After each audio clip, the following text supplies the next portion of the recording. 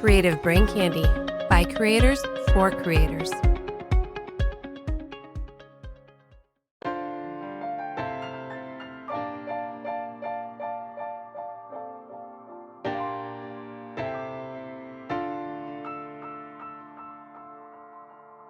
You're listening to Simply Stogies, a podcast dedicated to the cigar enthusiast. Light up a stogie, sit back, relax, while James brings you along on his cigar journey. Simply Stogies will review cigars, discuss topics that cigar aficionados find important, sit down with guests from across the industry, and we'll probably learn a few things along the way. Now, here's your host of Simply Stogies, James. Welcome to Simply Stogies. I am your host, James. Today, we are on location at David's Fine Tobaccos in 9759 University Avenue in Clive, Iowa, right across the street from West Des Moines. When you are in the Des Moines area, this is the spot to go. This is one of our home lounges. Come in, tell Sean, tell Lacey that Simply Stogie sent you. They will take care of you, I promise. And as always, today's a special episode, and every episode's a special episode. We are here with Devin Ashley from Bad Ash Cigars. Devin, welcome to the program. Hey, thanks for having me. Very glad to have you because you are a boutique cigar manufacturer. And Jeremy Castagley from Castagley Cigars says that he's boutique as AF. Yes. But you are super boutique AF. Yeah. So we're going to talk about your journey. We're going to talk about your cigars. I'm smoking one right now. I'm smoking the Habano. The Habano, yeah. It's the blue label. We've got 4 blends right now. Working on a 5th one, but maybe we can talk about that. Absolutely. But yeah, that's sometimes Habanos have like a kind of more of an intense flavor, but mine is more approachable. Mm-hmm. A lot of people like it. They like the fuller bodied cigars though. So yeah, no, this is very good. So far, I mean, I just lit it, so I don't know if it's a shit stick. I'll tell you in about half an hour. But before we get into it with Devin from Bad Ash Cigars, I want to invite you to go to OxfordCigarCompany.com. Use a coupon code Simply Stogies. You'll get 15% off your entire purchase. That's OxfordCigarCompany.com. Coupon code Simply Stogies. 15% off of everything at the store. I'm Sergeant Cigar from Eyes Forward March. We're part of the Creative Brain Candy Media Cooperative, and I'm asking you to join myself and Sergeant Bacon every 2 weeks on Wednesdays. We're going to discuss everyday issues that leaders in the military have to face. We're going to exchange stories and have some laughs along the way. You can find us on Apple, Google, Spotify, or simply head over to creativebraincandy.com. While you're there, make sure to check out some of the other great podcasts who are part of the Creative Brain Candy family. All right. All the shilling is done. The commercials have been played. And we're here, like I said, at David's Fine Tobaccos. And it's nice to sit down with you. Now, we were supposed to sit down. It's like 2 weeks ago? It was like 2 weeks ago. 3 weeks ago? Yeah, sometime. But you, like myself, got the Rona. Got the Rona, man. I tell you, it was as my profession, I'm a nurse by trade, right? I have gone this entire season, this entire COVID season, 2 years without. I honestly, man, I was beginning to think that I was immune to it, right? Or thinking I had some natural, antibodies that were present. But and then my wife gave it to me actually. So I went this whole time at work having people cough in my face and just bypassing it all. And then she got diagnosed. My wife is solid, man, like rock solid. And she Thursday she said she started feeling bad at work, left work early. That doesn't happen. Never, right? I think.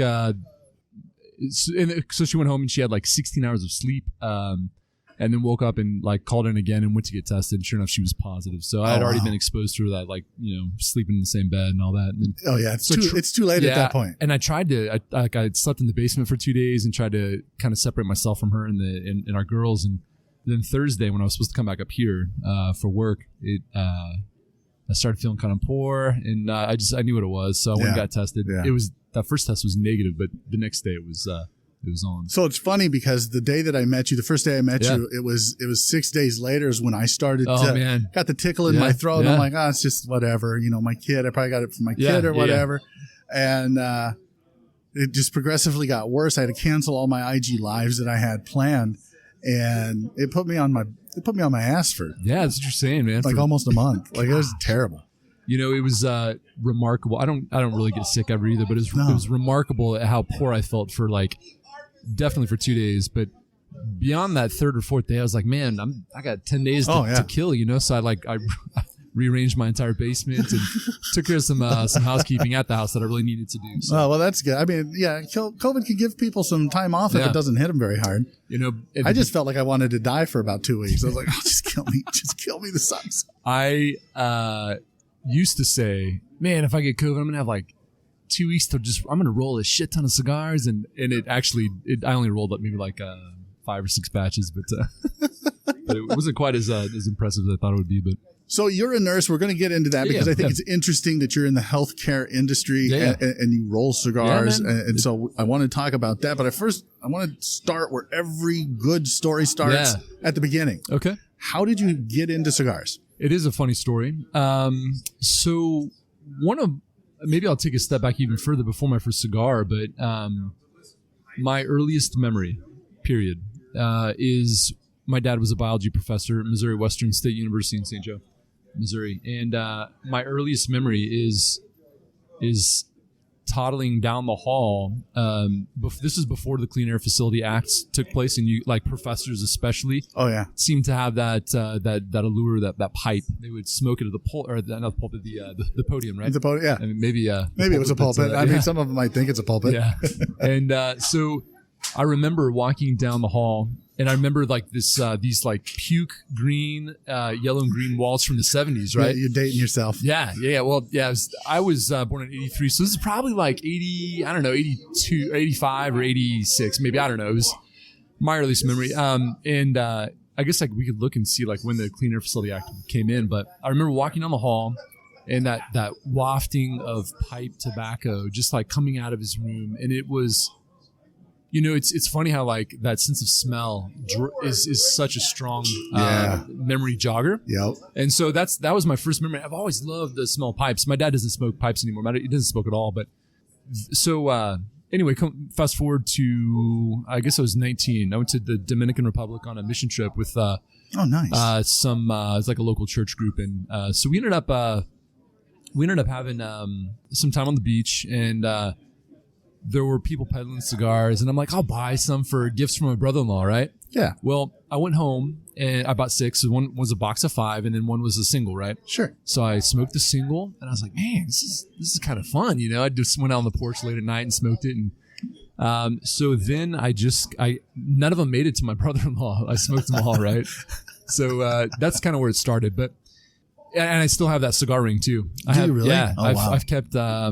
I've kept many of the majority of my cigar rings. So you keep the band. See, I keep the bands too. And my plan someday was we have in my TTB regulated cigar factory, right? My shed. My shed. It's a Morton building in my side yard. But so we're gonna whitewash the walls, and I plan. We have guys over like once a month, and I'll talk about this here. We call it Clubo Puro, and I'll talk about that, how that started. That was another like big draw into cigars in my journey, so to speak. But so we all get together once a month, have a cigar. 12 years we've been doing this now. Oh wow! Yeah, and so we ended up we always keep the bands, but what I want to do is just whitewash the walls, and then like have a glue stick there and just slap it on it, and the cigar you smoke that night you put on the wall. And man, I tell you, the amount of cigar rings that we have after 12 years. We'll definitely fill up one of the multiple panels. At least one of them. At least one of them. So at least, I mean, if you're doing it for 12 years, yeah. So that's quite the tradition that you've got going on. Yeah. So it was love and first puff, really, because you bought those for your brother-in-law. You kept them. Yeah. So from there, from buying cigars on the beach in the Dominican on a mission trip, like how did you decide? I think I want to roll cigars and make my own. Okay, so then we move into this the cigar club that I have. It was called Clubo Puro, right? So I used to teach high school Spanish, right? Oh wow! Yeah. So you can actually pronounce the vitolas and everything. Yeah. All right. It's because I'm a basic white guy. I screw it up all the time. Placencia. Yeah, right. Well, it's Placencia, but yeah. See, you put the accent on, and I'm like, no, it's Placencia, in the whitest accent I have. What we had this group of I started a hacky sack club while I was a teacher to connect with the alternative kids, right? They had nothing going on. They didn't have sports. They didn't have band. I had some alternative friends back in the high school days. And hacky sack was the what thing. They did. So it's a way for me to connect with them and try and invest in their life, right? And so this club just had a really tight-knit group of kids, and they would play video games. So we ended up doing like Halo tournaments at my house in the summer, right? And one of them saw my humidor. He's like, man, when I turn 18, I want to smoke a cigar with you. And I kind of blew him off. I was like, yeah, right. Okay. Whatever you say. And sure enough, man, when he turned 18, he called me on it. So we went down to Outlaw in KC. Oh, yes. And had a cigar. And then it just, the next month, he'd helped me haul some brush and I grabbed some cigars. And he's like, man, we should do this once a month. And I was like, okay, yeah, that'd be fun. And the first Wednesday of every month for like the next 2 years, we met. Life developed, and we got different jobs and college and all that for him. And so we continued to do this for 10 years, once a month. Oh wow! And then he moved to KC, and it was just a little bit harder for him to get back up every month. So we still do this once a month. We're into our 13th year now. Wow! So that draw in that community, now we call it casual beer and cigar night, right? That he always said, it was always the two of us that met, and if he wasn't there, he's like, you guys didn't have Cuba Puro, you just had a casual beer and cigar night, right? So that's what we call it now, because he's no longer involved. But right. Well, not that he's no longer involved, he just doesn't come as frequently. It's harder to get to you. So that draw in the kind of the arena and what I was doing with just experiencing the pieces of life that maybe have been forgotten, cheese making, coffee roasting, things like not forgotten, but like they're just not done casually, right? They're not done. It's all done commercially. Exactly. It's not done at home on the side, right? Which is where I've chosen to do a lot of things. I was brewing beer at the time, and then I opened the brewery, Liberty Cap Brewing Company, and it was as I say, it was. This is a phrase I use frequently. It's what you spend your time on in life, it defines who you are, and it affects other people, right? And so what I had to consider was, when I wasn't at the brewery, my mind was there. When I wasn't there physically, my mind was there, and I wasn't hanging out with my kids, my daughters, and my wife. And so, and I would have to I'd be in bed at some time, like, oh man, I got to turn the boiler on so we can brew tomorrow. So I'd get up and I'd go down there and I'd turn, it was just. So it took a lot of time, and then when you have differing personalities and you want the business to go one direction, and then the investor who dropped $500,000 of their own money wants to go a different direction, it kind of, you go with where the money is, right? You have to at that time. Yeah. So we kind of wanted to do a tap house, and it was more of a production facility at that time. So long story long, I stepped out of that, sold off my portion, and then I'd been rolling cigars for a few years prior to that. So about 6 years now. It's like a hobby? It was a hobby, yeah. Really? Yeah. So where were you sourcing your tobacco when you were doing it as a hobby? There's some online places that you can get it from. You can also, when you get into when your production has to kick up, you start considering ordering pallets of tobacco. And I never got quite there. I was ordering 20, 30 pounds at a time, a few times every few months, and just rolling through them. So, and it kind of worked out how my life was set. It was towards the beginning of COVID when I got my license, and as a nurse, I had been in the realm for a number of years with positive reviews. I was running the night shift, and so we would sit at triage, and there would be nobody coming in during COVID except the sickest of the sick. So there was a lot of downtime. Yeah. So I licensed my entire company sitting at triage. So still taking care of my patients in the hospital, the ER, obviously, but just kind of spending that time and just blasting through the paperwork. And I don't know what form that is, and you send an email, and then the next night you check and you've got your response. Then you move forward with that paperwork. So that was the interest was kind of started as just a desire to push myself and grow a little bit. And then when it when it materialized, then it was oh man, I can take one of my hobbies again and make money with it, And so the name kind of Bad Ash Cigar. My last name's Ashley. Ashley, yeah. Yep. So the name kind of developed as a joke almost. My students used to call me Bad Ash, and so it was kind of a joking a joke of a tag that I would have, right? And it was just kind of the way it came in was it was very rapid how it developed. And initially it was kind of like, this will be the company name, but maybe I'll have a different line of cigars. Well, it continued to develop. And as the first night we met, when we talked about trademarks, and there's a cigar, there's like 2 or 3 lounges. And I don't know if there's any other like cigar companies proper, but those were known about. But it just kind of like, it came up quick, and I'm like, I'm the only one in Missouri. And, at that time, you're not thinking like, you're not thinking long term. Not thinking like years down the road. But I am gonna. I'm looking at potential name changes, just to kind of get away from any potential cease and desist letters in the future. Those C&Ds. Yeah, you got to stay away from those C&Ds. Let me ask you this, because I think this is interesting, because you did this as a hobby. Yeah. So when you would do your own blends just for you, I'm assuming you rolled them for you because you enjoy that creative outlet. Yeah. You enjoy that time because it is time consuming to roll and come up with your own. But how did you come up with those blends? Well, this is like one of my. It's a good story. So when you learn how to cook, right, you don't know what garlic tastes like or what it does to a meal or cilantro. So you're like. Or like, what the hell is paprika? You when you're cooking and you're like, you put these things on the dish and you're like, I don't know what it's going to do. You know what? Oh my gosh, that taste is. That's what I'm going to name this episode. What the hell is paprika? That is exactly. Thank you for the name of this episode. I appreciate that. But so you're like, what does garlic do? Or what does cilantro? Or whatever. So, and then rolling is that's a part of it too, because like in blending, that's a part of blending. In cigars in general, you've got a number of things that you have to have in order for a cigar to be palatable and marketable and all that, right? And one of those things is it's got to burn appropriately, right? Right. So that was also part of my rolling too. Like, how do I get this to burn appropriately? I remember, man, one of my most embarrassing moments, and I'm so thankful there was just a buddy of mine. We're on a float trip. A few couples of us who get together once a year, we go on this float trip, right? And I pulled out some cigars and like I lit them up. Actually, it was that one that you're smoking, which is very, very good, by the way. Awesome. I really Glad you like it, man. Glad you like it. So I'm smoking it, and it burns down. Let's see if I can describe this to our listeners. So it burns down just the right side of the cigar. So it starts to canoe. The entire left side did not burn at all. Couldn't relight. No. I mean, I was trying to, and I even was like knocking it off and doing the lick thing and torching the side.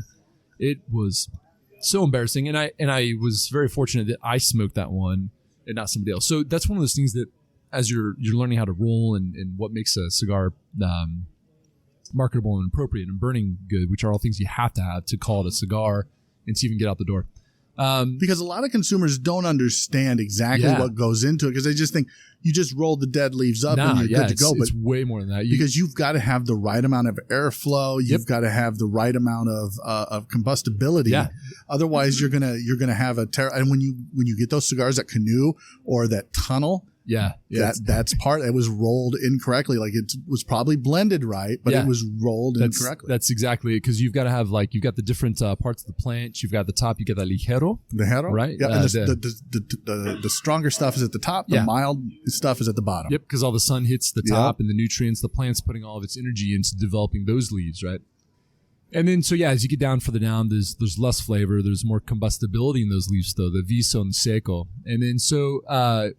The idea is to get that ligero in the middle, and I think it's you. So you got the seco and the viso around it that's helping with the combustibility as it comes back down the cigar, right? And so that helps with airflow as well too. I mean, you got like a thicker leaf in the middle, more of like a maybe a stalky. It's a thicker leaf, right? Right. So you can get more structure out of it, right? And so when I'm blending these cigars initially, it was like, well, man, what does it happen if I do all ligero, or what does it happen to do all viso or seco, or you try different combinations and you get to know what the tobacco, what the different leaves are doing for the construction, and you get to identify what those leaves are doing for flavor, as well as what's this tobacco from Esteli? What's that going to taste like, or this tobacco from Condega, and then when you put those together, just like a dish that you're eating and learning to cook, you identify the different flavors, and you can kind of, you hope for repeatability, right? But it's a handmade product, and not only is it a handmade product, and this is something that I don't think I've talked a lot with boutique manufacturers about before, but boutique manufacturers, you don't own your own farm. Correct. So you're sourcing, exactly. The tobacco, and you're getting what you can get, and you hope it's what they say it is. I mean, and I don't have any reason to believe that the tobacco I've ordered isn't what I've. No, but it's hard to create that consistency year after year after year. How do you do that? How do you go through? Do you test each pallet of tobacco that you get? So now what I do is I'm still ordering like in batches, and I really do like experimental stuff now. These here that I have, excuse me, in the bag. It's just kind of it's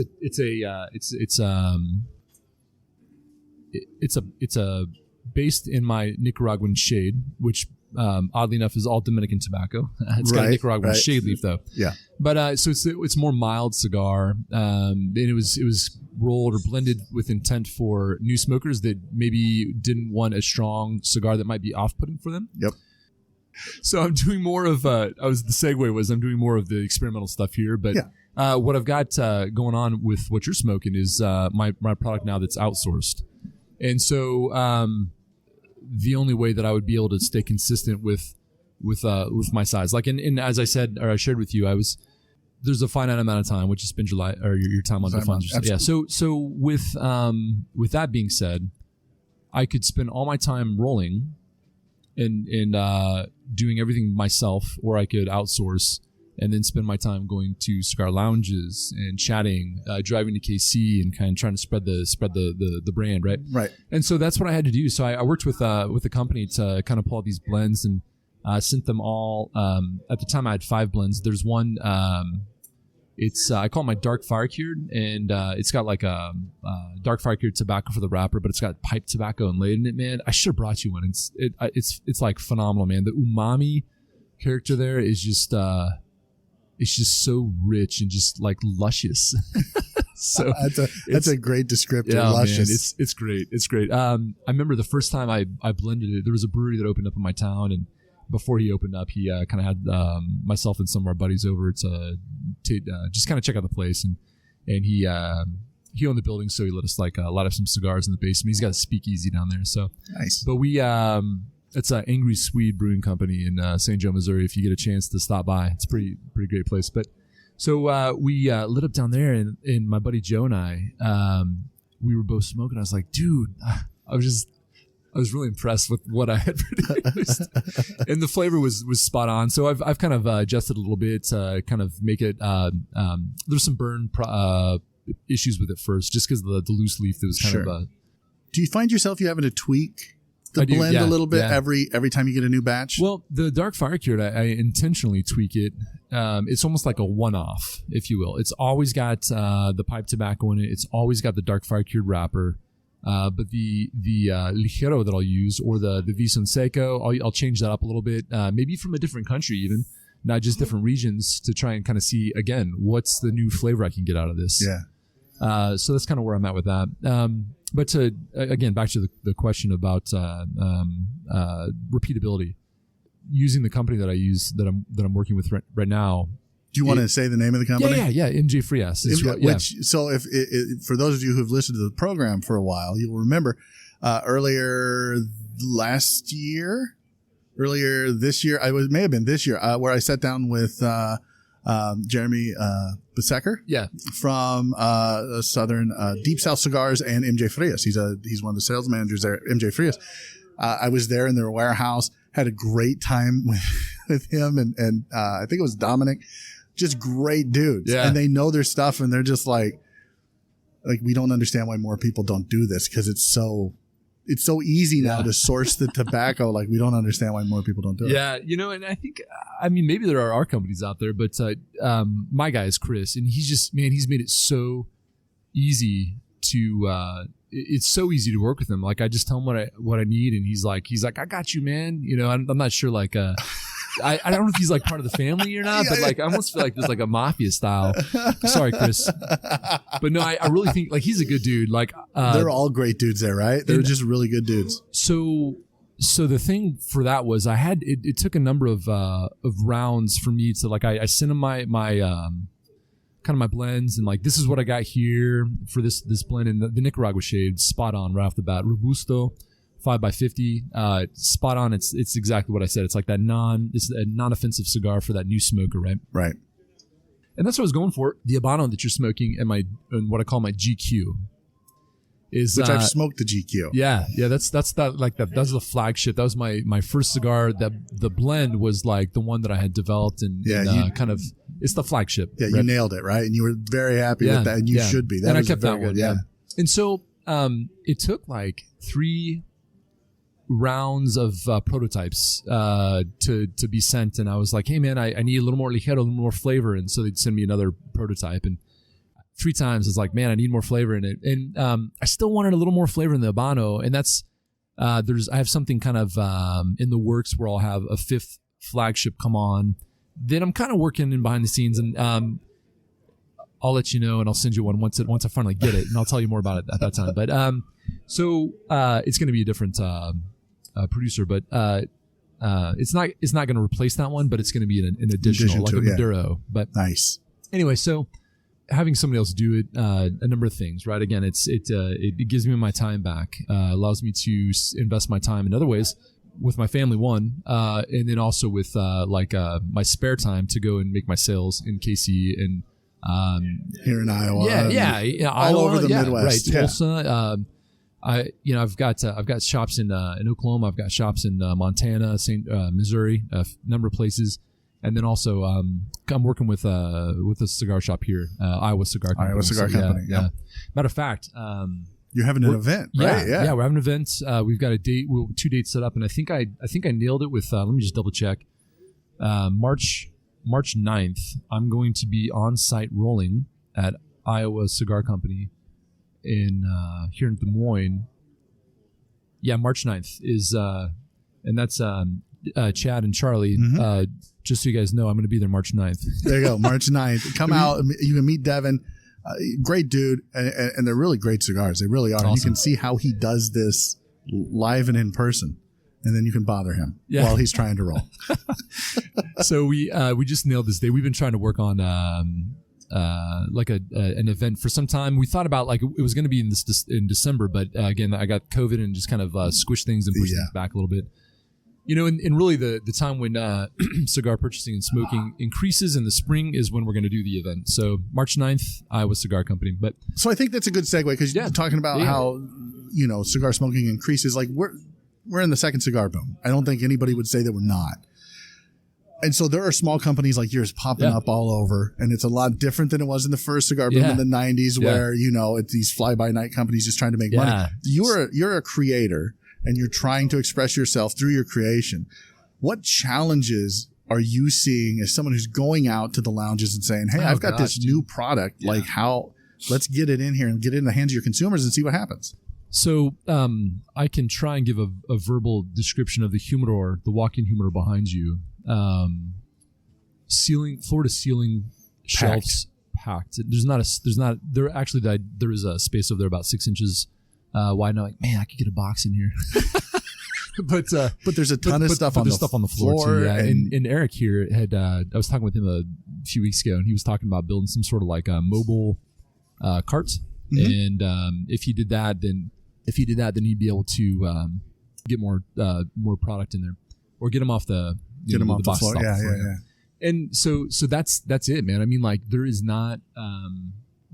I joke about that 6 inches. There's not a space in there that you could get another box on the shelf. You just couldn't. Is that typical wherever you go? Like everyone just it really is, man. I mean, I understand how important that shelf space is.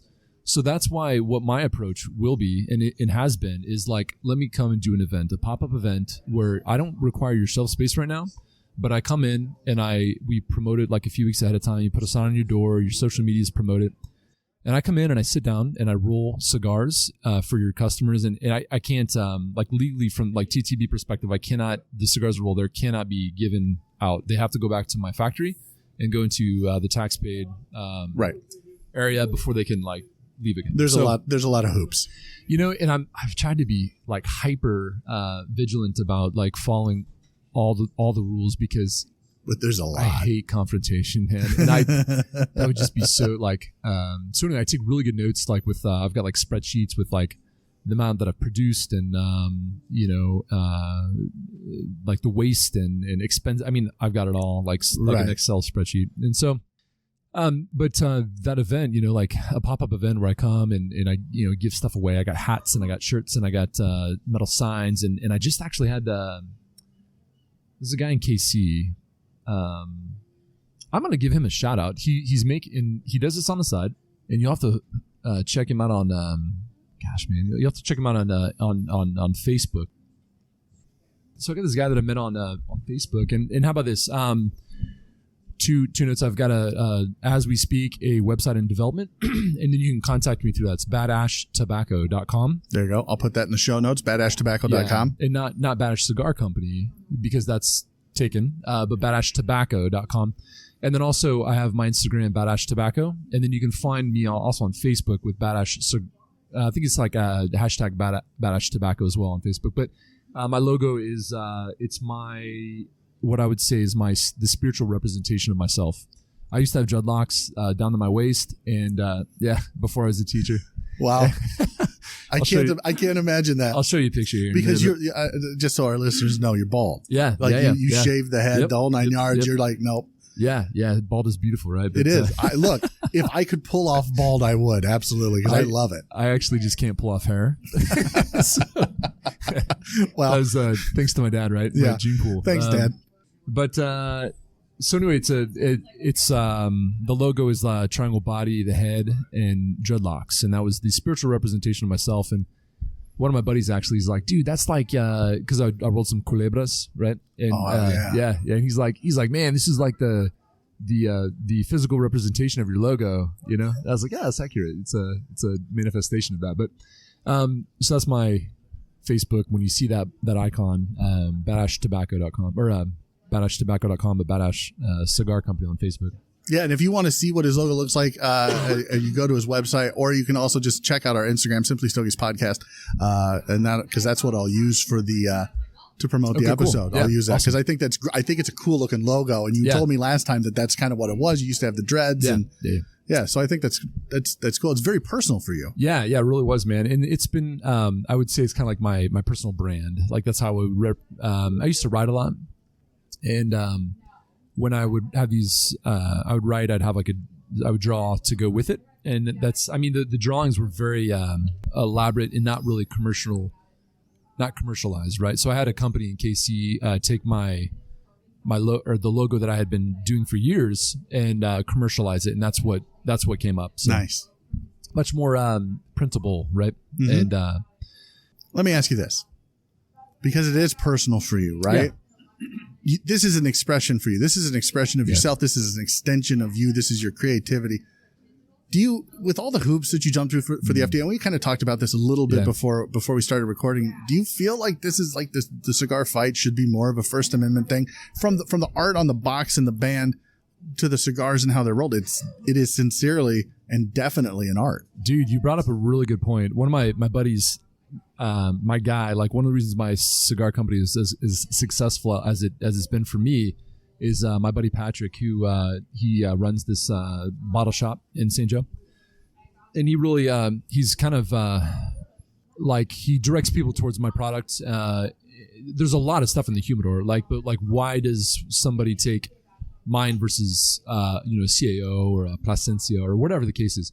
And I think number one, it's local. So when I'm providing a local product that a local person or somebody you may even know in the community is making, it's kind of it's a good draw. But Patrick's always like he's always making posts and references to the artist, right? And because I mean, man, my head just like it goes a million different directions all the time. And Patrick gets me. He understands where I'm coming from, and he kind of he can dial me back in. There's a few people I listen to or I get their advice on. It's like, man, is this too far out there? And he's a good sounding board for me. But But yeah, it's like totally a representation of art. And you brought up a good point. Like, I do think that there should be like an approach towards the cigar fight on that. And you did bring up a good point that maybe the cigarettes company will kind of segue and follow that, but it's tricky because I think the government's going to like crush down cigarettes wherever they go. Absolutely. And whatever is with them. So yeah, it's kind of tricky, but I don't know. I guess I don't know the answer to that question. I know that it is a fight and they'll always be there. But I think just like anything in life, when you can invest time into telling the right people and educating them, strong supporter of education in all aspects of life. But if you can pull that in and do the education piece, I think that's where the fight's really going to be won. I mean, just the saying, like I listened to a number of podcasts, yours and a few others primarily, but one of the other guys, they're always saying like, it's not the 16-year-old that's trying to come into a cigar shop. Not even an 18-year-old now that's trying to come into a cigar shop and buy a $20 cigar to cut it open and roll a blunt with it. That's not what they're doing. That's like the they go to the gas station for get that stuff. That Swish Sweet. That's right. That's right. And, or so those Black and Milds. Yeah, right. And so with those, that's where the government's fighting, rightfully so. And but unfortunately, the cigars are being pulled along with it. Yeah. So educating legislators and people about that is going to be where our best fight is won. And I think there's a lot of people that like the big cigar companies. I'm so happy they're doing it because I don't have the time or the money or the access to those people that they do, or the desire. Yeah, or the desire too. I mean, because I just sat down with Josh Habersky and Glenn Loop from the PCA. Oh, cool. And they have like a desire to do that. They have a passion for politics and a passion for government and a passion for cigars. So it kind of works well. Me, I don't want to talk politics. I don't want to talk any of that stuff, right? So I don't have the desire to do that. It's tricky. There's some people really are built for that, and there's people that are leaders and people that want to like champion change, and I'm totally supportive of that. But I would like to support, but I just desire. There might be a little bit. There is a desire there, but it's more for like. It's easier one-on-one. It's a one-on-one education. Yeah, and if I had the time and the access to them, I totally would. And whenever, matter of fact, after listening to your podcast, I really have seen how important the PCA is. So I'm planning. They have a trade show every year. Well, they have the trade show, but they also have like you can join, and there's a few companies that will like support, like join the PCA and you get these cigars. I think. They'll have a PCA. They'll have their PCA exclusives. So you'll have like Tatawahe does them, Crown Head does them. Yeah. Tatawahe has like you get a few cigars if you join through them or something. Yeah, but so I'm planning on doing that, and then so this might. I don't want to segue out of this if you. No, go ahead. Actually, I don't know if we can insert this back into earlier, but what we were talking about was I've got this guy that's making ashtrays now, like the wood carving. That's what I was trying to find on Facebook. But if you reach out to me on Facebook, I can connect you with this guy that's making my ashtrays. He's got like this fancy wood carving etching machine, and so he's got like I just put a picture of the ashtray that I'm going to be selling up on Facebook, but. It's going to be an ashtray, but it also has like a spot for your bourbon or your whiskey. Like a little. It'd fit. I told him I wanted it to fit a not a Glencairn, but like a whiskey, a bourbon trail. Glass, absolutely. Kentucky bourbon trail. Who do I know that Jeff Gaston is who I know who does that. Okay, and he does a great job with him. He does that as well. He's got the So there's a lot of people out there that do that kind of stuff. Yeah. Let me kind of shift gears a little bit here. Yeah, I'm sorry, I'm all over the place. Oh, no, you're fine. That's how my brain works. I'm okay with that. That's why I'm a good ER nurse. That's why this will be a good episode. Let's talk about that ER nurse. So you're a nurse. You're in the healthcare industry. Like, how difficult is it for you on a daily basis when someone finds out that you work with? They're like, wait, you smoke cigars, and beyond that, you own your own cigar company. Do you get a lot of pushback from the healthcare industry? Well, so... Monograph number 9. Have you encountered? Okay, so I think that's what it's called. Monograph number 9. It's like this. It's like a stack of papers. It's research that was done by the FDA, looking at tobacco and the potential for its health benefit or risks. Excuse me. And Man, is this the one that says you can smoke 2 a day and it's a negligible risk? That's my understanding. Yeah, there's still a risk involved with it. They're certainly not saying that they're safe by any Right. stretch of the imagination, Absolutely. but it's a negligible risk. And I know that the cigar industry's used that for quite a while. And in the conversation for the previous episode that'll drop December 15th, I know time travel's hard. But when I sat down with Josh and Glenn, Josh informed me that the FDA they have commissioned a new study for cigars, and that comes out in April. Oh man, dude, that's great. I would imagine though it's not going to be favorable to the cigar industry. Anytime they have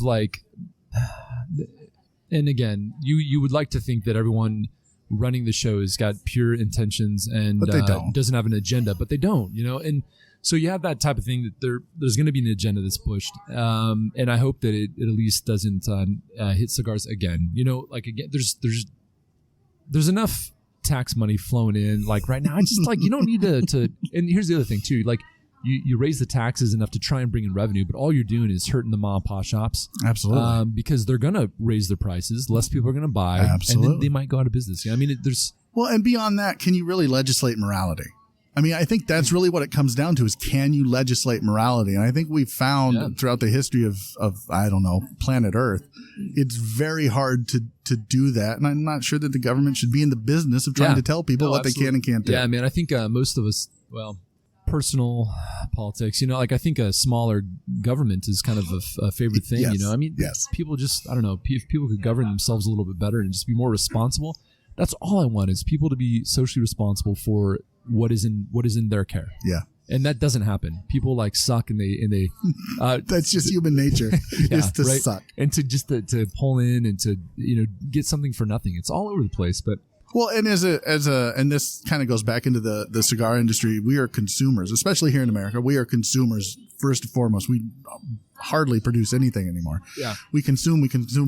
Yeah. And so the cigar smoker is not immune to that, because as Johnny's and Jane's cigar smoker are always looking for the new and shiny. What's new? What's the LE? Yeah. Because you know what? And I think, and I've talked to John Huber about this. Crown Heads is a great example of this. They come out with their core line, but every year they've got 4 or 5 LEs, and it's and then he's like, "Well, go smoke our core lines. Go smoke our core lines." It's like, which one is it? What do you want? Do you want to keep putting out the LEs because you're making money, or is it So my one of my logos, so to speak, hashtag moderate production for moderate consumption.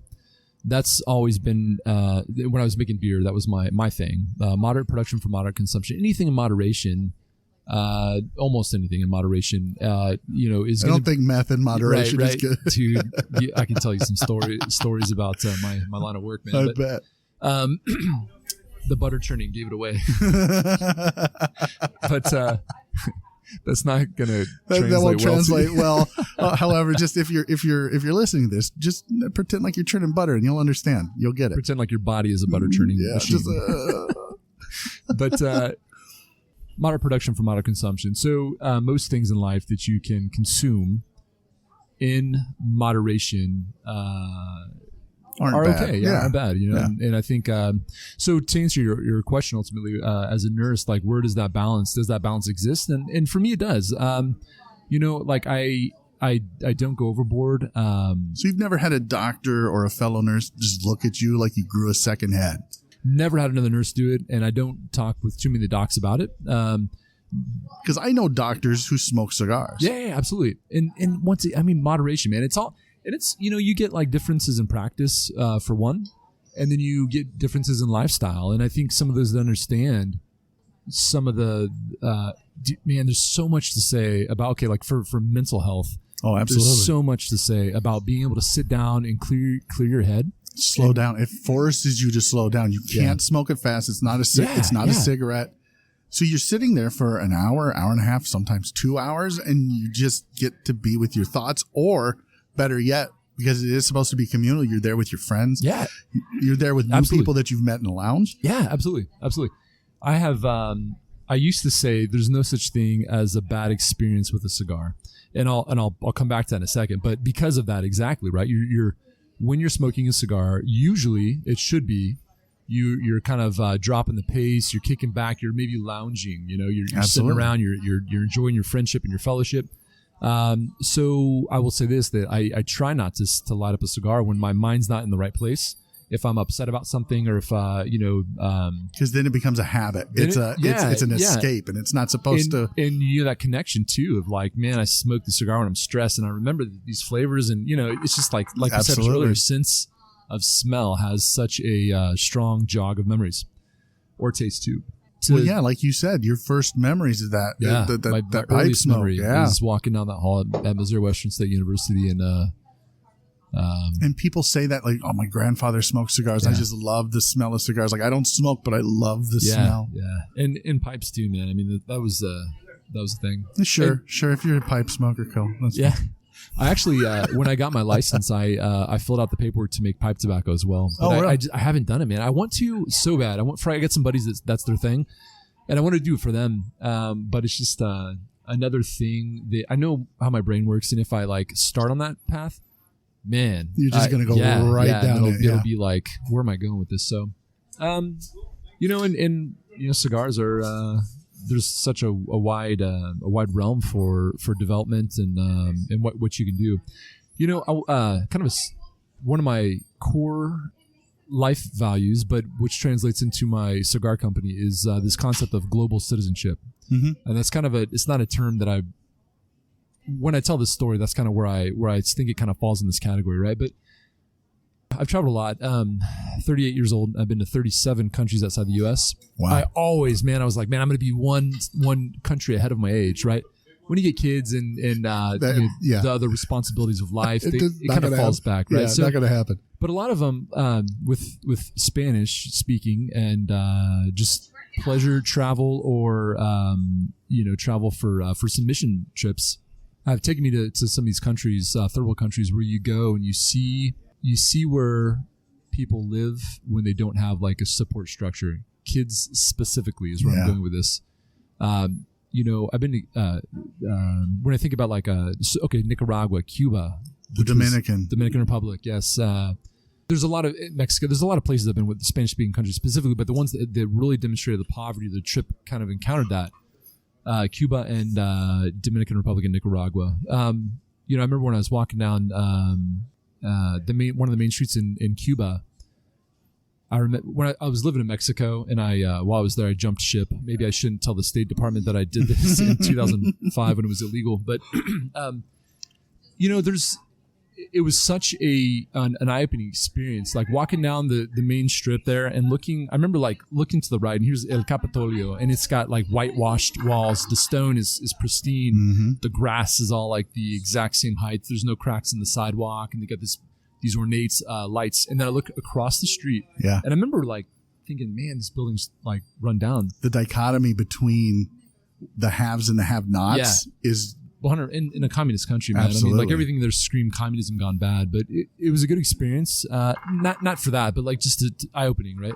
And I remember looking up as I'm walking down the street, and like I'm looking at this building, and there's the first story, second story, and then the third story. And you could look.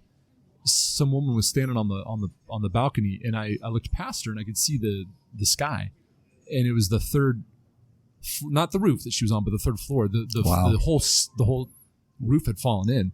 And they've got like the balconies. They've got these 6x6s, like holding up these like these structures from like the 16th century. Maybe probably past Christopher Columbus building, but like early Spanish settlers.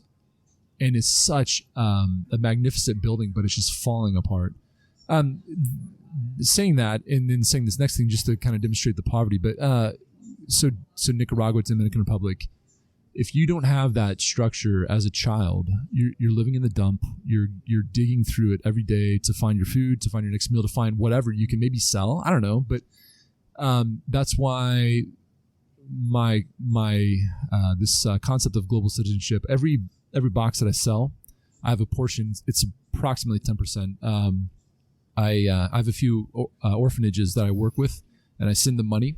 Nice. Every box I sell, and then also I've got a Cameroon. I think you saw. Mm-hmm. I think you had a review on that, but the Cameroon box press My wife and I have 2 kids that we support to go to school in Africa.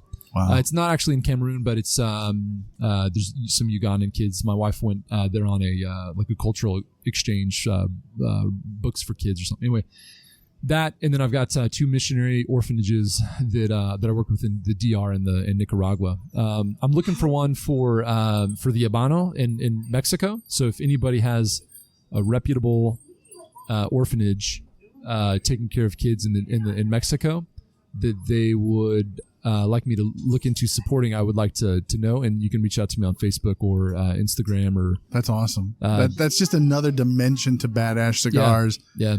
That a lot of cigar manufacturers don't do. Now I know JC Newman and Arturo Fuente do a lot for the kids in the Dominican.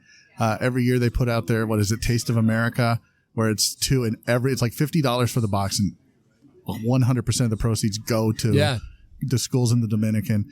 And I think that's great. And I think more cigar manufacturers should do that, because honestly, the industry is held up by these workers in these third world countries. 100%, man. And the Cigar Authority brought up a good point where, if we tax the cigar industry so much that our cigar smoking decreases, it affects the ma pa shop, as we talked about earlier, but it not only affects them, but it affects these factories. This global economy that our national politicians don't pay attention to is very short-sighted on their part, because it will absolutely rip the economies of some of these countries. Now, I had Nick Cirrus on a couple episodes ago, and he said you'd be surprised that the Cuban government doesn't make nearly as much money off cigars as you think they do. It's so Habanos or Habanos SA. Yeah. So how much are these companies? But I mean, when you think about it, how many rollers, how many tabacaleras are there in these countries? Right. And then how many hundreds of workors, rollers, sorters, do they have? Right. Right. And then the box makers. Yeah. I mean, it's a wide thing. I mean, I've heard statistics before about how many hands like a cigar will go through, or a box, how many people will touch your cigar or have touched the product in that to get it to you. And it's huge. It's short-sighted on our government's part to try to tax this into oblivion. Right. I mean, it really is, because it affects more than just, what they think is the 15-year-old kid sitting outside the door of David's trying to get a cigar. That just doesn't happen. It's a bigger picture, and it's like kind of one-sided. Now, I understand where they're coming from with that concern, but they're barking up the wrong tree, so to speak. Oh, absolutely. They need to be more concerned with vapes at this point than anything else. Yeah. And so my buddy, the other brewery in my town, I'm gonna give a shout out to them. River Bluff Brewing Company, solid dudes, like Chris and Eddie. Like one of my most memorable nights was after I had stepped out of my position at Liberty Cap. Was just kind of going and just hanging out with them. Anyway, that's a whole other story, but solid dudes, Chris and Eddie. So Chris and I have done a few projects together. I had this barrel-aged Scotch ale that was like really well received in the community in our Northwest Missouri. And so when after I had left, they approached me and asked me if I wanted to brew that on their system. We barrel-aged it, 1792 Barton's. It was awesome. And it was... here in a second, we'll go into this concept of super taster, right? And we'll talk about that. But so, like, I have this tendency to like really overdo like what I'm doing, right? Yeah. And so, imagine that. Huh? So I got this beer that's it's like big and robust. It's got that Scott. It's like it's a malty backbone, and just a very awesome beer. So we brewed it on their system.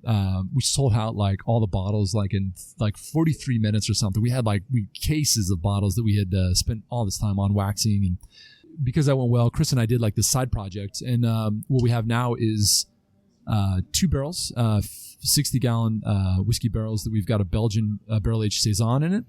So it's got that barrel-aged character, but the yeast strain that we use kind of promotes this like fruity ester, this kind of banana feel to it. And so what we're doing is we're going to take one and just have the barrel character, and then one is going to be, we're going to put adjuncts in it, coconut and banana. And then so, Oh, wow. Dude, I'd overdo it, right? So, but the reason we chose those two is because in Honduras, that's maybe like an export commodity that they would have. So Chris's brother runs or is involved with on some level an orphanage down there. And so what we're going to do is we're going to have this event where we sell tickets. And with your ticket, you get 1 or 2 bottles. We're not sure how we're going to do that just yet. 1 or 2 bottles of this beer and some cigars where I did it's all Honduran tobacco. Oh wow! So we're eating the cost of the tobacco. We're eating the cost of the bottles and the barrels. And even I pay taxes to spread the brand. Sometimes you got to hey, here's some cigars, try them, which technically you're not supposed to do, but I think it's because of the taxation. Yeah. So I record that, and every cigar I give away, I pay taxes on it. It's 41 cents per cigar. All that to say, all that money is going to go to this orphanage in Honduras. We're eating all the cost, and Nice. it's our time. And so, but it's that artist piece too. And again, global citizenship. What are we doing to promote this? No kid should have to dig through, a dump to find their next meal. So, No, absolutely not. And that's awesome. I think that's great that you do that. I want to talk about super tasters in just a second. We'll get to it. But I also want to ask, because you've talked about, you've taken mission trips. So religion seems to be something that's a big part of your life. Yeah. And most people would be shocked to know that I went to school to be a preacher. Oh, no kidding. Yeah. So I can see that. I don't know if most You've can. got that very calming voice. Yeah, well, from the pulpit. Yeah, right. I prefer the fire and brimstone. Okay. I can see that too. Yeah, I can see that too. So let me ask you this: have you had anybody in any churches that you attend? Yeah. Oh, you smoke cigars?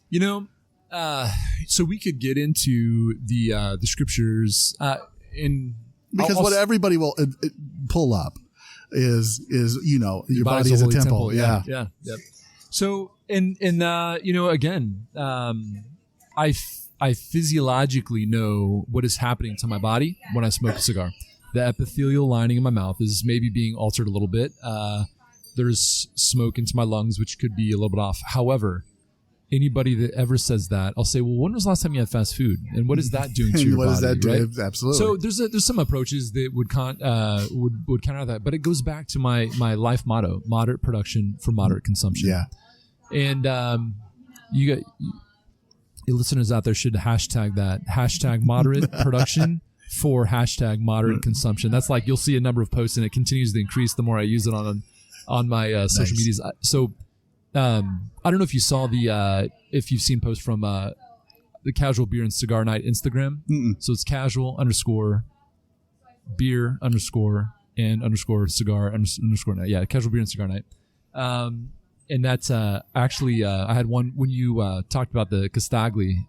I love their cigars, man. I bought the pack from one of your Cedar Room. Yeah. I bought that pack, that starter pack, and awesome cigars. I'm glad you liked them. I really am, because they're some of my favorite. Gosh, I want to talk to him and see if he would be able to do my 5th blend. Right? Oh, Jeremy. So Jeremy, he works with a lot of blenders. I'm sure he could hook you up. I'll get you in touch with Vlada. I'll get you in touch with Vlada. The thing now is. Coming back around. So on my Instagrams and moderate production for moderate consumption is my hashtag. So yeah, but you can follow that one.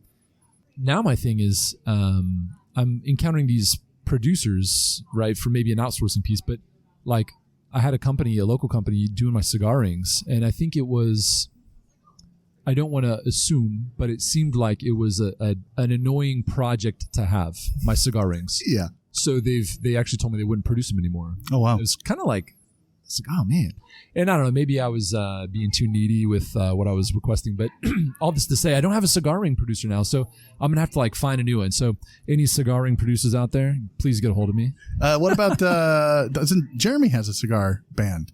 Castagli? No, Jeremy Besecker from he does, yes. MJ Frias. Well, is Jeremy the one who's got it? I think it is. Okay, because Chris, my guy, as I just say, my guy Chris, he had said, long story short, long story long, it came out that he's got one, and they were going to use a few, but I still have a few thousand left from my last, a few thousand left from my last run of them from this local company. But so yeah, I need to talk to him and identify. But it's we got these bands with I call them my blue label, my orange label. They actually have names, but I call them blue label, sandstone label, whatever. Right. For ease of this is the blue label. The blue label, yeah.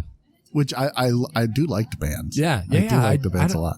My guy said, or the guy at the local company said he didn't feel like they were professional enough, but I don't know. Yeah, I mean, it's They look good. It's not printed and it's not like a stamped like this one, but no. But you know what? Do you really need that? When I first started looking at online companies, I talked to one, and it was going to be like $2 per cigar band. It ain't cheap. Man, that would like jack up the prices big time. Yeah. So let's talk about the super tasters. Let's talk about super. Cool. Do you think people need to be a super taster to enjoy cigars? No way, man. Not at all. So you, okay. So in the nursing realm, they teach us that pain is subjective, and it is. It's totally subjective. Now, I don't know. As a guy who lives with pain every day, I'm not sure it's subjective. Subjective. I don't think it's. I think pain is pain. I would kind of like say a little bit. Maybe it is, but you can also tell like when you walk in, what's your pain level, and they're like texting on their phone and like, I'm sorry, what'd you say? What's your pain level? It's a 12 out of 10. Yeah, no, or it's a 12, and we're thinking out of 10. Oh, so you're on that of 100 scale, so it's 1.2 out of 100. So it's 1 out of. Yeah. That's a nurse joke, but so pain being taught that it's subjective. Maybe it's not. Taste totally is subjective. Oh, absolutely. You taste and you experience what you experience. And it's all experiential, isn't it? Because it very much is. Because I feel like your brain tries to make order out of chaos. Like when you look at the clouds, you're like, that looks like a bunny or it looks like a dog or what. That's matrixing. I think your brain does that with this as well. We're all smoking dead leaves. Right. And sure, they're going to have different tastes and different flavors based on where they were, the soil and the mineral, all of that stuff. Right. But at the end of the day, someone can pull out my best example of this is I taste Himalayan sea salt. It's like, okay, look, it might be salty, but you're not tasting Himalayan sea salt, but it's subjective because I can pull out, chocolate and nuts and leather and somebody else will go, tastes like tobacco.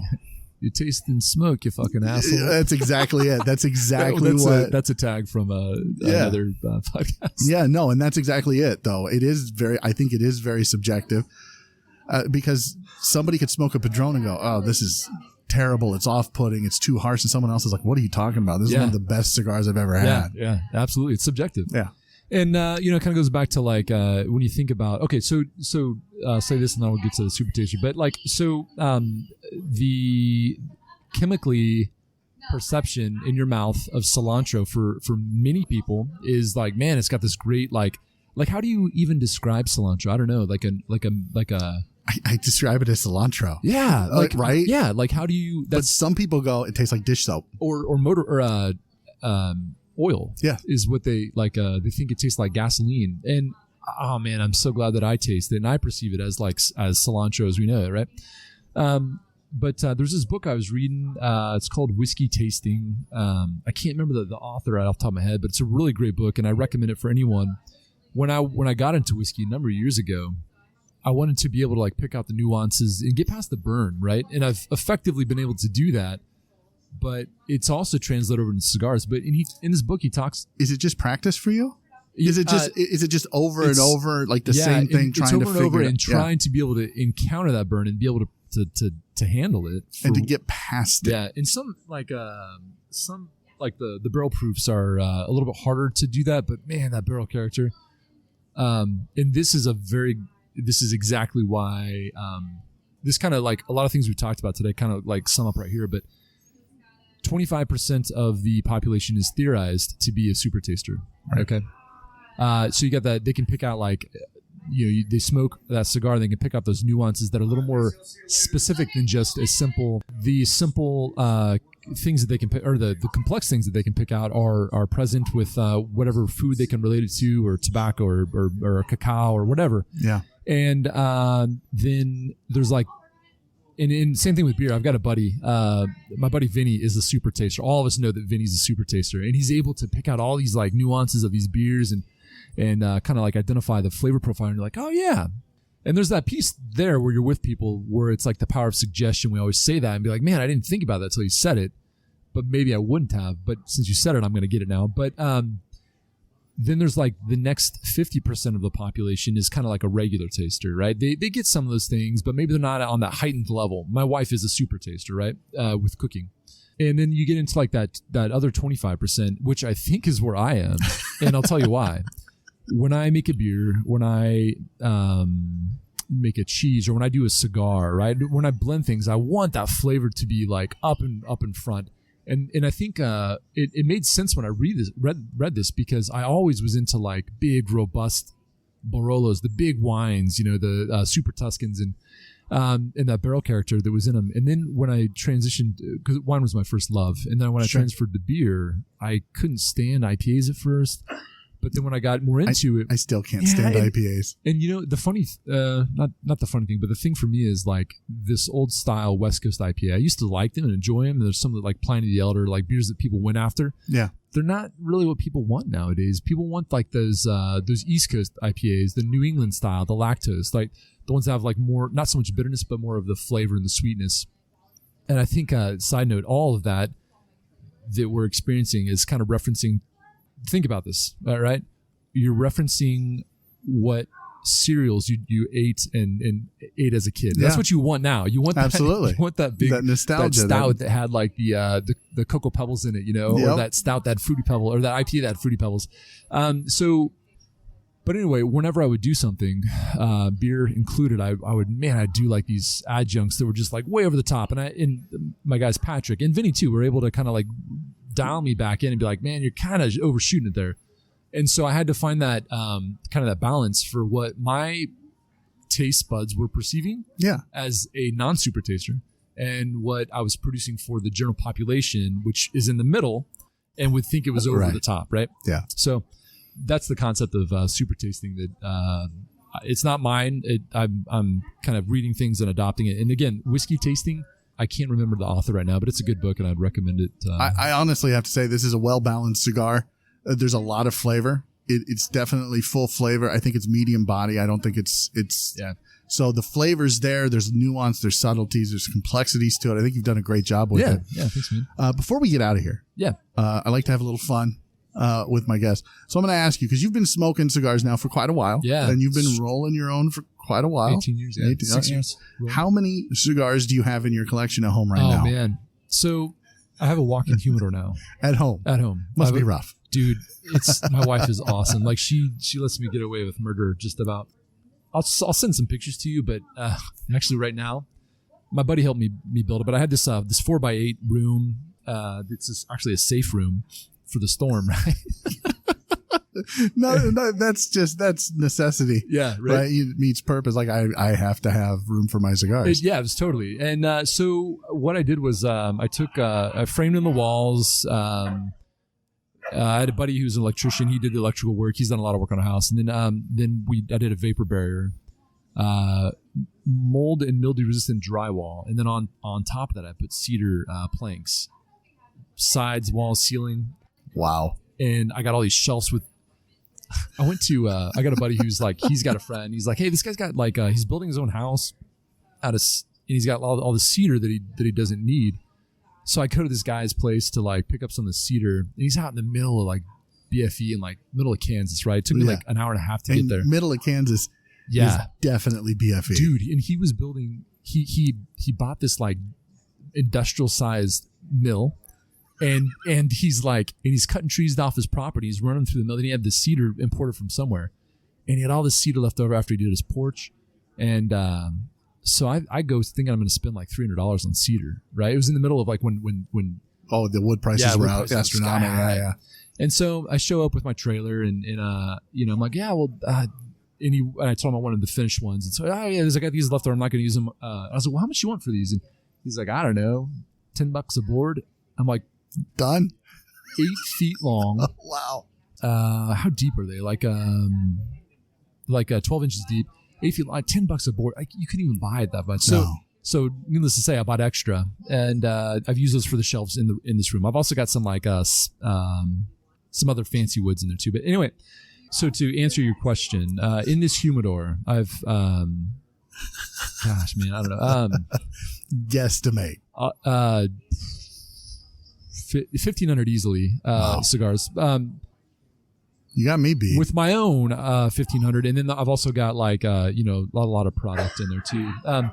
I had this my logo. I had no door pull on this humidor, so actually I got on Etsy and like contacted this guy that was making these really cool octopus handles. I was like, hey man, do you do custom work? and in his broken English answers yes and explains what he could do. So I've contracted this guy. He's in Ukraine, right? And he's got. I'm gonna send you pictures, man. It's awesome, but it's my logo that he did this iron work. Oh wow! And the dreadlocks of my logo. He's got 2 of them that come off of the plane of this door pole. Wow! So that's the handle. It's really cool. That's I'll send cool. you a picture. But, that's cool. But yeah, and there's pictures on badashtobacco.com that will have my humidor pictures of that and kind of. Wow! How long did it take you to build that? I think I started in the spring of this year, and I've got just a few trim pieces to do left, but I've been using it for. Okay, so we went on. Oh gosh, this is a funny story. We went on a vacation to Montana. It was kind of like a work vacation / like I got some lounges up there, and the lounge, the big one, if you're in the Montana area, in Libby, there's this shop called the Perfect Ash, but it's ASSH, and it's got a picture of a woman kind of showing off her backside. But he's got all my blends. But so that was like a work trip for that, but it was also some vacation looking at property up there. Oh, nice. We got it finished. I got it finished. And I got the door on it in August. Give a shout out to my buddy Brian, who's helped me with all that construction there. But so put the door on, and then I went on this vacation, set the humidor up. Well, while we were gone, the AC went out, and my mother-in-law was coming by to check things, and I think she was trying to fix it. And we got this thing where like you pull a switch and you let it set for a while, or turn the AC off and then turn it back on, and it works. Well, my wife was walking her through that, and I think she flipped on the humidor power on and off, which is on the wall across from that. And so humidification system goes off, right? Right. And so when we get back, I walk in, I'm like, oh man, it's off. And then, but I look at like my percentage and I'm like at 65. I'm like, wow, perfect. Like, yeah. I don't know how many days it'd been off for. So I flip it back on and I turn my humidification system on. Well, I didn't do it to auto. I just sit at like 70%, and I go upstairs and I come back down the next day and I open the humidor door, and it's like, it is like a sauna in there. And it is like everything. There's like pooled water everywhere. Oh, wow. And I got some really expensive whiskey bottles that I had just like on the shelf. And the labels are peeling off. It was, fortunately only lost about maybe 40 cigars that were below the level of the humidification system. They got sopping wet. But everything else that was above it was spared. Oh, that's good. But that was just a funny story about that. But crazy. Anyway, yeah, I had it. It took about 6 months maybe, but it's not like I'm working on it every day. It's like you get some free time, go down there and work on it. Working nights. I get that extra time to kind of throw a few, slats up there. Nice. So somebody wants to try Bad Ash Cigars. Where can they go to get them? Oh man. Okay. So I got stores around in Tulsa, and really ask for it by name because the stores are continually increasing, but the ones that I work closely with would be vintage cigars and liquor in Tulsa, and they've got a special Vitola. It's actually my GQ blend with a Maduro wrapper. So vintage cigar company in Tulsa, and then the Perfect Ash is my big one in Libby, Montana, and then soon it'll be Iowa Cigar Company here in Des Moines, and then in St. Joe, the biggest store is Smooth Innings. That's like my home base. Like when we do big event, like my annual birthday events for the cigar companies there. And then in KC, Brian at Bubbles Wine and Spirits he's been awesome, and he's got 3 of the. He has the most of my product in KC. So if you're in the KC area, go to Brian and see Bubbles. He's got. They always do these barrel picks with like the whiskey. Like I used to not like. I wasn't necessarily impressed with Maker's Mark, but Brian gets these he does these barrel selections, these private barrel selections, which are phenomenal. I don't know who he's got. I think it's him, but there's also a group of people, Bubbles VIP, which is a local joke. If you're in KC, you'll understand. But the Bubbles VIP club that kind of tastes and chooses these. But the pairing, like you go and you get the cigar, and then they'll set you up with like an awesome bottle of whiskey as well. Nice, yeah, nice. Yeah, and then so hopefully around here, like we've already talked about. Here at David's, Sean says there's not enough space, which I believe. But maybe someday we'll do an event and. Because you've got to try these cigars, guys. Get your hands on them. They're a solid cigar. They're very good. I love what you're doing. Keep it up, Devin. We'll have you back on the podcast, find out how things are going, because you're going to be around here for a while. Yeah. So, and you've got a 5th one coming out that you're... Yeah. Hopefully by... matter of fact, we're planning on, with this event on March 9th at Iowa Cigar Company, I'll be rolling there. We'll have like maybe 2 demonstrations, maybe like 5 or maybe 4 and 6 o'clock. I'll run through and give the whole lowdown, but I'll be there the whole time. And hopefully we'll have it by then to be able to release at that time. So perfect. Thank you so much for your time, Devin. I appreciate it. Thanks for stopping by. Absolutely. Thanks for having me on, man. I appreciate it. So thanks everybody for listening. Join me next time where I'm not quite sure what I'll be talking about, but I promise it'll be Simply Stogies. Stay smoky, friends. Thank you for listening to Simply Stogies. Visit simplystogies.com for the latest articles and reviews.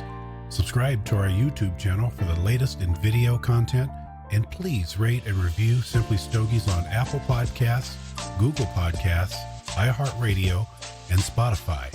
You can follow James on his cigar journey on Instagram at Simply Stogies Podcast, all one word, and on Twitter at the Twitter handle at Simply Stogies. If you have a question or suggestion for James, or would like to be on the show, please send an email to info@simplystogies.com.